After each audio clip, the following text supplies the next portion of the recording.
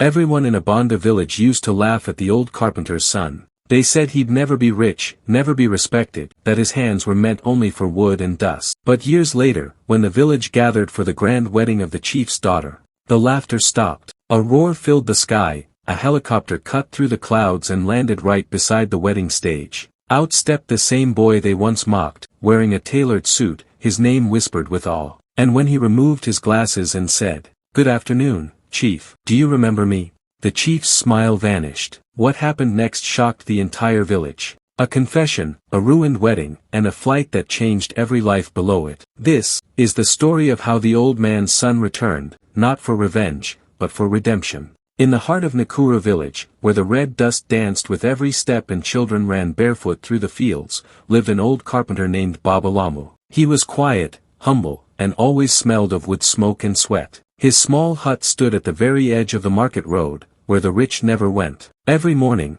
people saw him carrying planks of wood on his back, carving stools, doors, and beds with hands rough as tree bark. He never asked for much.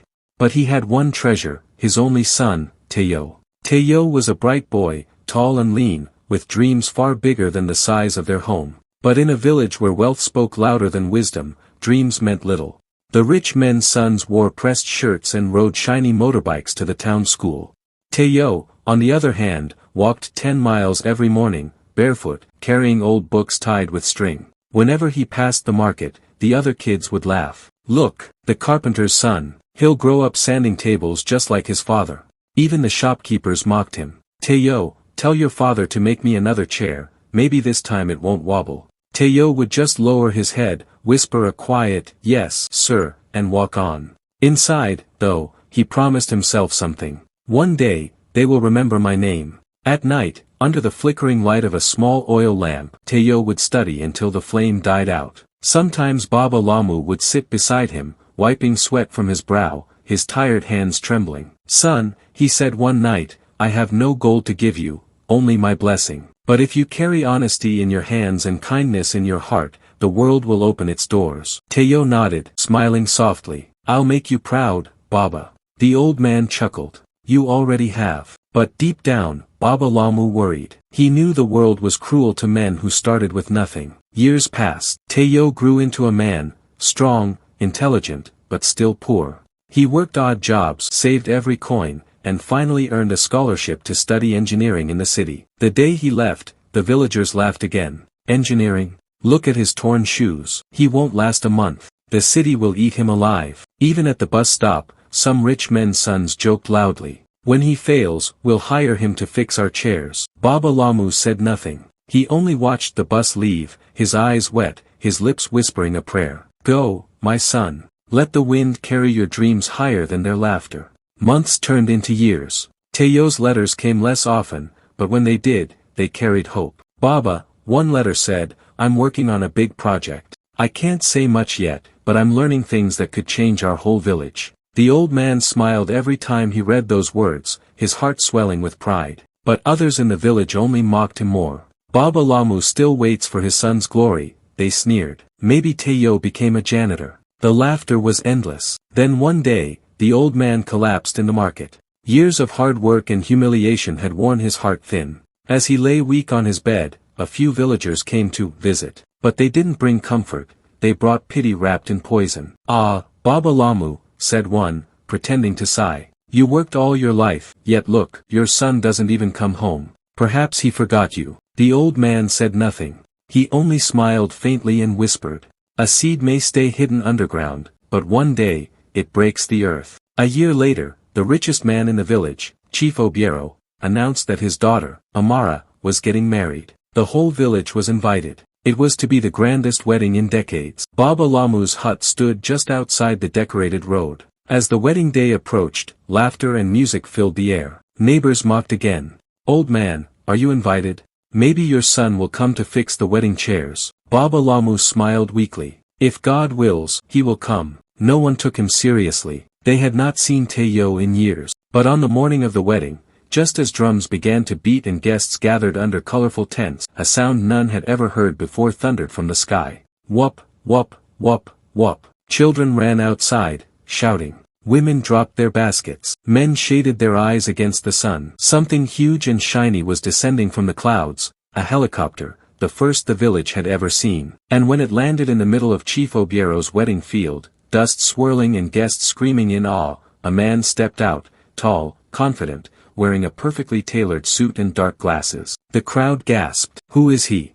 A governor? A millionaire? The old man sitting quietly by his hut lifted his head. His eyes filled with tears, because the man stepping out of the helicopter was his son, Teo Lamu, the boy they had all mocked. The helicopter blade slowed until the air fell still. Dust hung in golden clouds as the crowd stared, men frozen mid-step, women holding their shawls against the wind, children hiding behind their mothers. The wedding music had stopped. The drummers stood silent, eyes wide. And there he was, Teo Lamu, the carpenter's son who once walked barefoot past these same people. He stepped forward calmly, adjusting his dark sunglasses, the wind catching his suit jacket. Every movement was effortless, confident, the walk of a man who no longer owed the world an apology. The crowd murmured in disbelief. It can't be. That's Teo, Baba Lamu's son. No, that's impossible. But it was him. The boy who once carried old books tied with string now stood like a king among the same people who had mocked his poverty. At the front of the decorated field, Chief Obiero himself, the wealthiest man in the district, looked stunned. He had seen businessmen, governors, even foreign visitors, but never had anyone arrived like this. And beside him stood Amara, his beautiful daughter, the bride, her mouth slightly open, her eyes fixed on the stranger who seemed to carry a storm in his silence. The helicopter's door closed behind Teo as two men in crisp uniforms stepped out, carrying a small case. They nodded to him respectfully before stepping aside. The chief's voice trembled as he called out, "Young man, who are you?" Teo smiled faintly and removed his glasses. "My name is Teo Lamu, son of Baba Lamu, the carpenter you all know so well." A gasp rippled through the crowd. Every whisper that followed cut the air like wind through dry grass. Baba Lamu's son, the carpenter's boy? No, that can't be. Look at him. Chief Obiero blinked, trying to recover his composure. Ah, yes, I remember your father. A good man, humble, but you have changed, young man. Teo's expression didn't change. Time changes more than faces, chief. Sometimes, it changes hearts too. The chief gave a strained smile. You must be doing well to arrive like this. Teo looked around, at the people, the tents, the tables filled with food, the children he once played with who now avoided his gaze. I came not for pride, but for honor, he said. And for my father, the man you all forgot. Behind the crowd, Baba Lamu was slowly being helped toward the field by a few kind neighbors. His back was bent, his steps slow,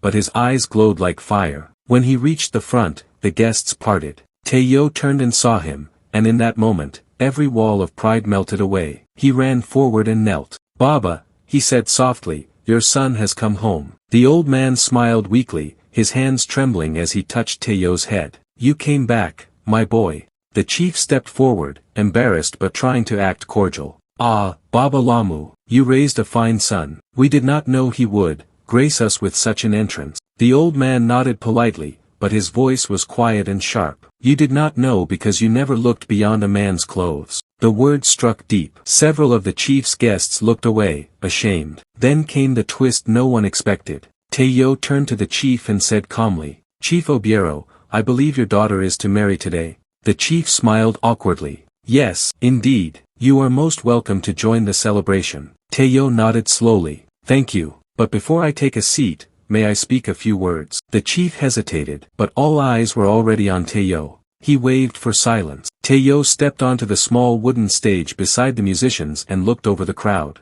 Many years ago, he began, a boy walked through this very market. He was poor, barefoot, and mocked by many of you here today. You laughed at his father's work, called him useless, called him small. But that boy never hated you. He prayed for strength instead of revenge.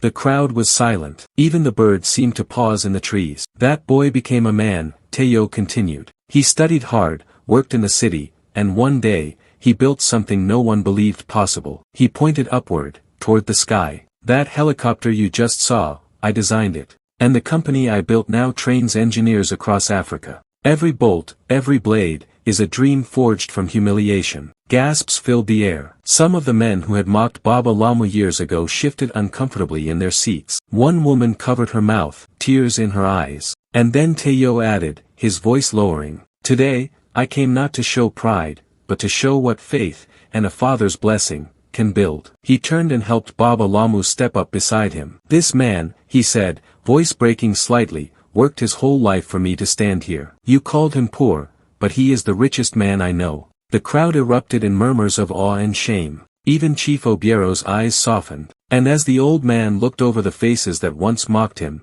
he whispered, "Now they see the wings you built, my son." But the story wasn't over yet. Because among the guests was one man, Amara's groom, whose pride burned hotter than any flame. He didn't like what he saw. And his next words would change everything. The crowd was still buzzing when Chief Obiero stepped forward to speak. But before he could, a sharp, arrogant laugh cut through the silence. Everyone turned. Standing near the front, wearing an expensive cream suit and a frown sharp enough to cut stone, was Chaik, the groom, the man marrying Amara that day. He was tall, well-fed, and his gold watch gleamed in the sun like it wanted attention. "So," Chaik sneered, "this is the carpenter's son who thinks flying a machine makes him better than us?" The words hung heavy in the air. People shifted uncomfortably. Tayo looked at him calmly, hands clasped in front of him. "I didn't say I was better than anyone. I only came to honor my father, and to show that no dream is too small." Chaik smirked, stepping closer. "Honor? Don't talk to me about honor. You arrive here in a helicopter, disturb my wedding, and make the guests forget who the real man of the day is." The crowd murmured. Even Chief Obiero's smile faded. He opened his mouth to speak, but Chaik's voice grew louder. "You think we don't know your type? Poor boys who get lucky in the city, then come home to show off. You probably rented that helicopter to impress us." The word struck like a slap. Tayo didn't move. He simply looked at Chaik, the same way a lion looks at a barking dog. "If I wanted to impress anyone, it wouldn't be by noise," he said softly. "Noise is for those who have nothing to show." The crowd gasped. Some tried to hide their smiles. Others whispered, "He spoke the truth." Chaik's face turned red with anger. "You insult me in front of my wife," he shouted. He turned to Amara, who stood frozen, her eyes wide with confusion. "Amara, say something. Tell this man he's nothing but a show-off carpenter's son." But Amara said nothing. Her eyes, instead, were locked on Tayo, not with contempt, but with awe. Because she remembered him. Years ago, when they were both children, she had once shared a schoolbook with him under a mango tree. He had been quiet, shy, but brilliant. She had admired his mind, until her father forbade her from seeing him. "He's just a carpenter's son," Chief Obiero had said. "Stay away from him." And now, here he was. Not as the poor boy from the fields, but as a man whose success could make the sky tremble. Her lips parted, but no words came out. Chaik saw her gaze, and fury exploded inside him. He lunged forward, grabbing Tayo by the collar. Gasps and screams filled the air. "You think you're better than me? I'll show you who you really are." But before anyone could react, Tayo gently pushed Chaik's hands away, not in anger, but in quiet strength. "Be careful, Chaik," he said. "Your pride is heavier than the truth. And the ground always breaks beneath heavy pride." The crowd went silent again. Chief Obiero stepped forward, shouting, "Enough. Chaik, this is a wedding, not a battlefield." But Tayo raised a hand. "It's all right, Chief. Let him speak his truth. I'll speak mine after." Chaik laughed mockingly. "Your truth. Let's hear it, rich man. Tell them who you really are." Tayo looked around, his eyes sweeping over every face in the crowd. "Fine," he said quietly. "You want the truth. I'll give it to you." He pointed toward the tents, where the wedding decorations shimmered in the sunlight. "That helicopter you saw, it wasn't rented. It was built by my team. The jewelry your guests are wearing, the company that provided them invests in my designs. And the roads leading to this very field were constructed using technology my engineers created." He paused. "The same people who mocked my father, have been walking on my work every single day." A deep silence fell. Even the wind seemed to stop moving. Chief Obiero's mouth fell open. The villagers looked around, realizing every word was true. Then, slowly, Tayo turned his eyes back to Chaik. "And as for you, Chaik, do you want to know who paid for the roof above your head in the city?" Chaik froze. "What nonsense are you saying?" Tayo nodded to one of the men standing near the helicopter. The man opened the small case they had carried and took out a folder. "A few years ago, Tayo said, "My company sponsored a housing project for struggling traders. You applied under a false name, but your ID number was attached. I recognized it." The crowd gasped. Chike's face turned pale. "That house you brag about, the one you claimed your father built for you, was funded by my company's charity wing." The crowd erupted in murmurs, half shocked, half delighted. The proud man was living on the carpenter's son's kindness. Chike stepped back, trembling, his mouth opening and closing but no words coming out. His arrogance melted in front of everyone. Amara covered her mouth, tears in her eyes. Chief Obiero stood speechless, the realization sinking in that the man they once mocked was now greater than all of them combined. Tayo sighed softly and turned to his father. "Baba,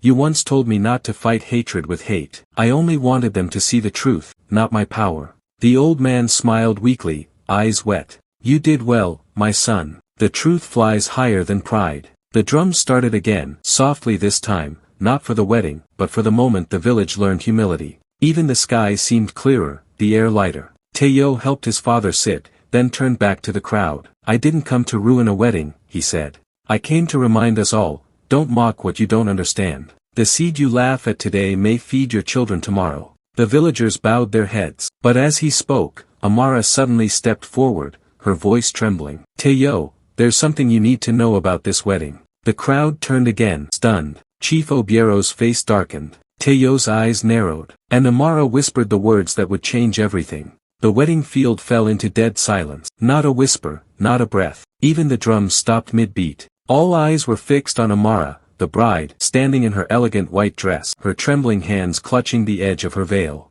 The golden jewelry on her neck glinted in the sunlight, but her eyes were drowning in tears. Chief Obiero, her father, stepped forward. "Amara," he said sternly, "this is not the time for." She cut him off, her voice shaking but firm. "No, father. This is the time. It's time everyone knows the truth." The crowd stirred, sensing something heavy in the air. Tayo looked at her, his calm face now lined with curiosity and concern. "Amara," he said softly, "what truth?" Her lips quivered as she turned toward him. "The truth about this marriage, and about what happened to you and your father years ago." The crowd gasped. Chief Obiero's face went pale. He barked, "Enough. You will not speak of the past in front of these people." But Amara stood her ground, tears streaming freely down her cheeks. "No, father. I've been silent too long. The same pride that destroyed a good man's dignity almost destroyed me too." She took a deep breath and faced the villagers. "Years ago, my father, the great Chief Obiero, mocked and humiliated a poor carpenter named Baba Ade. He made him build our barn, and when the payment was due, he refused to pay. He called him worthless, and the whole village laughed." Gasps echoed through the crowd. People turned to look at Obiero, whose trembling hands clenched the edge of his robe. "I remember that day," Amara continued, voice trembling. "Tayo was just a boy. He stood there beside his father, holding the tools. His father bowed, begged for mercy, but my father had him thrown off the land." The murmurs grew louder. An old woman whispered, "So that's why the carpenter disappeared from the village." Tayo's eyes darkened. He remembered every word, every laugh that haunted his childhood. Amara continued, her voice breaking. "That day changed everything. Baba Ade left this village humiliated, but he raised his son to never let bitterness grow.